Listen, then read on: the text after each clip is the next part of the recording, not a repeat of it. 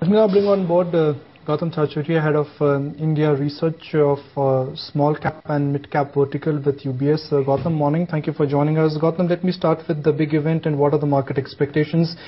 As of now, equity market watchers and bond market watchers are expecting Reserve Bank of India today to oblige with a 25 basis point rate cut. And if Reserve Bank of India indeed obliges today with a 25 basis point, 25 bips rate cut, how do you think that will impact equity markets and bond markets? Yeah, good morning, everyone. I think 25 basis point is fairly consensus right now, both in the bond markets as well as equity markets. So 25 basis point itself will be primarily a non-event in terms of market direction based on this event. But again, depending on the commentary of RBI also, yesterday's commentary on the outlook clearly shows that RBI is still very, very concerned about inflation, though it does indicate that it wants to have a more growth bias approach in its policy. But it remains very high, concerned about inflation. So in that context, 25 basis points today, given the expectations, will primarily be a non-event in terms of market impact. Anything more than that or change in commentary will be read positively. So what are the three words which you would be, which you would be watching out from Reserve Bank of India's commentary, which would excite the market or which could disturb the market? Beyond words, I think what will be interesting is if commentary by RBI about the fiscal. Yesterday, it still indicated that it remains concerned about the inflation part, the fiscal part. So any more color on that about its comfort with the fiscal policies of the government, because that remains the key for a more pronounced substantial rate cut cycle through the next year. That color will be very, very relevant. Secondly, again, RBI has historically last 6 months, 12 months focusing a lot more on the relevance of global macro for its policy making exercise. Again, that color will also be interesting, specifically in the context of last couple of months where we have seen, last couple of weeks where we've seen Brent finally come off from 125 to 118 now. And some slowdown being seen in China also, which could typically also imply lower pressure on commodities, which is a big bugbear for Indian inflation.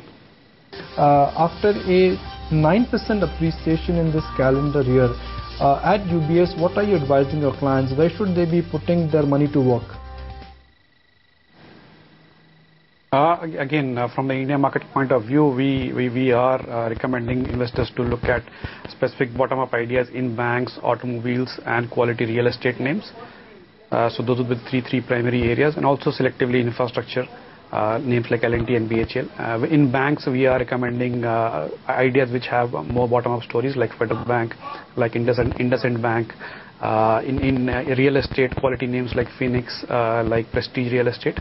And we're also recommending some good mid-cap ideas which we cover here, like Coromandel, Bajaj Electricals, like Havells, like Exide. These are the names where we are recommending. Gautam, how would you explain the kind of range-bound trade that we've been seeing for the market today and the lack of, volumes as well as participation too? Volumes have been drying on a daily basis. Do you think there is still a lot of confusion over GAR and people are still frustrated, so to speak, with the kind of government intervention that we've seen in select pockets and policy inaction, so to say? Yeah, I think before we go into that, I think what you said is also true of markets globally, not just in India. When you say volumes drying up or range of market, that's the case for developed markets as well as emerging markets recently. For India specifically, again, clearly the regulatory risks have gone up over the last couple of months. So there's no debating on that. And the GAR issue remains an overhang for investors into India, specifically more from hedge fund side, but also generally from investing community side. So that issue remains an overhang, and what will be important also is for the government to come out and resolve this one way or the other, rather than just keep the uncertainty at high levels. I think the worst thing for the market is uncertainty, rather than just the positive or negative of it. So what the government intends to do in what form, clarity on that will be much more critical rather than just the actual nature of the GAR implementation. Gautam, even though across the board most of the consumer names, FMCG names and pharma names are expensive, but do you expect that they would continue to command premium valuations given the kind of macro, fiscal and monetary backdrop we are in? Yeah, I think so, because one is earnings visibility still remains high. Even last couple of quarters where we saw macro slowdown, we saw that consumer companies and pharma companies did deliver on earnings growth, which gives confidence in terms of earnings visibility going forward. And in the context of the uncertainty in the macro locally and globally, there will be enough category of investors who would be looking to invest in these names as a defensive. So both a mix of earnings visibility as well as defensive characteristic will ensure that the valuations will remain at premium valuations. So we don't really see them derating or not doing well from here on. But again, if we see a directional up move in the markets, then these could underperform. X that these stocks will command premium valuations for the near future. So at UBS for this fiscal, what are your mid-stroke small cap consumer top ideas from the consumer basket? From the consumer buckets, names which we like, one is Pidilite, second is Imami. We also like Marico. So these are the names which we like in the consumer space, in the mid-cap space. What makes you bullish on a company like Marico? Because if I look at the profile of the company, it started as a hair oil company, then diversified, and now they have picked up Paras Pharma. Because of that acquisition, they were forced to dilute about 5% of the total equity. Yeah, but again, if you look at the growth numbers last few quarters as well as the outlook, that still remains quite strong. Gautam, what about some of the big wigs, the likes of Tata Motors, wherein the volume uptake continues to surprise? How much more headroom do you see for this, particular stock as well as the company performance operationally? We actually think that the stock has peaked out. We actually have a sell rating on the stock. So we don't really see significant headroom from current levels for Tata Motors. Gautam, if I map how liquidity has moved for FY13, so far this year, foreign institutional investors have pumped in about $8.5 billion, which is a record number. Do you think for rest of the calendar year, foreign institutional investors are likely to pump in more? That's a tough one to answer. We hope so. But again, in the context of sentiment, India still remains under-owned in the emerging market context. So from an ownership point of view, there's still a lot of scope for investors to pump into India. What will remain critical for that is data points and the local macro environment to support that. Globally, investors are looking at markets which can give them some growth, some yield in the context of very low interest rates globally and most markets not giving them high returns. So in that context, India looks very well positioned. You just need to avoid negative news flow or negative catalysts to attract capital, which is critical. So again, as we see some stability in terms of political and regulatory noise over the next couple of quarters, that will be key for attracting significant amount of capital. So Gautam, from an appetite point of view, yeah. So let me rephrase my next question rather carefully. One low risk, low return idea from you, where you expect a 15% appreciation. One medium risk and medium risk idea from you, where you expect a 25% return. And one small cap, high risk idea from you, where you expect a 35% return in next 1 year. We don't look at the risk that way in terms of the risk, but again, from ideas perspective, the names where we like from a 1 year perspective, the higher risk would be in the small cap will be Bajaj Electricals, the medium risk would be Coromandel, the lower risk, lower return would be Hero Motors. So let's start with high risk. Why do you like Coromandel, and why do you think that is a high risk, high return idea?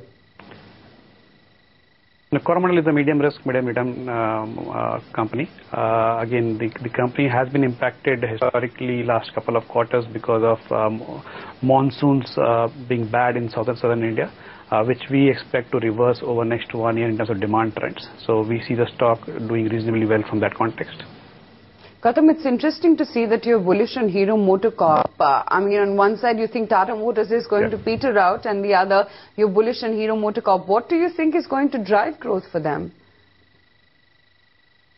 Tata Motors, a big part of the driver also is the JLR part, not just the India part, and even the local India part. The driver for commercial vehicle cycle is different from the driver for two-wheeler. Two-wheeler is much more secular. and we are quite bullish on that from a 4 to 5 year perspective also, in terms of growth being remaining secular. Secondly, Hero Motors is coming off last year or so of issues with the Honda Group, which seems to be finally behind us. So they should benefit from that. Third is they're not really exposed to liquidity tightening or interest rates being high so much as, say, other segments of the economy. So they shouldn't be impacted by the recent liquidity tightness and should continue to grow secularly. So from 2082, what's your price target for the next 12 months? I don't remember that offhand, but we have a buy rating on the stock.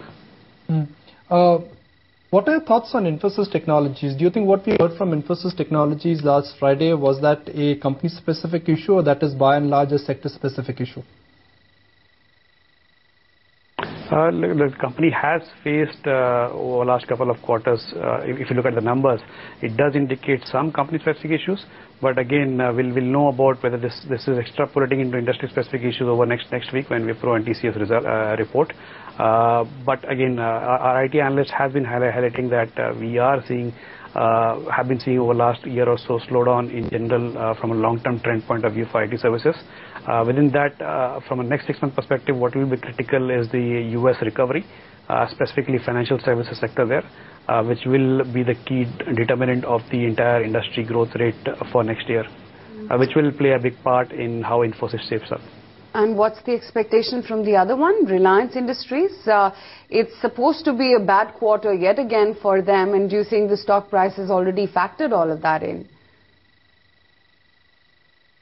Maybe it looks like the stock has not done much. So again, all the bad news may be factored in, yeah. Do you worry about the course of Q4 earnings? Because if I look at key sectors, IT is looking toppy. For consumer names, the base effect has kicked in. Commodities are losing momentum. And for banks, you don't know the real NPA problem. Yeah. I think that's broadly being factored into the street estimates. If you look at FY12, FY13 estimates from peak levels over last 1 year, the estimates have been cut by almost 15%. So what we're looking at for the fourth quarter seems to be broadly factored into estimates as well as the markets. So what will be key is not the fourth quarter numbers, but also the outlook for next year, because this is also the time, the fourth quarter, when companies typically budget for next year and plan for next year. So the commentary coming out in terms of outlook as to how the companies are positioning in terms of their capex plans, growth plans, that will hold key in terms of market sentiment. Final question, Gautam, for the financial year FY12, Indian markets were down by about 9%. Do you think for the current fiscal FY13, Indian markets will not only regain 10% of what they lost last fiscal, and they could regain much more? Much more is difficult to say right now, but yeah, they could regain some of the lost position, because one exercise which we ran a month back is that if you look at earnings estimates for FY13 and 14, and that is the key for markets from a 1 year perspective, and you look at different PE multiples, the downside below 5,000 looks difficult in 1 year from now. If you're looking at March 13, markets will be pricing off March 14 numbers. And in that context, even if you look at current earning estimates, you see some downside to that, and you apply a very low P multiple of 11, 12 times, then that absolute downside to markets from current levels looks limited. So the risk-reward argument would be in favor of an upside from current levels in a year from now. But again, more than 10%, there are a number of factors at play.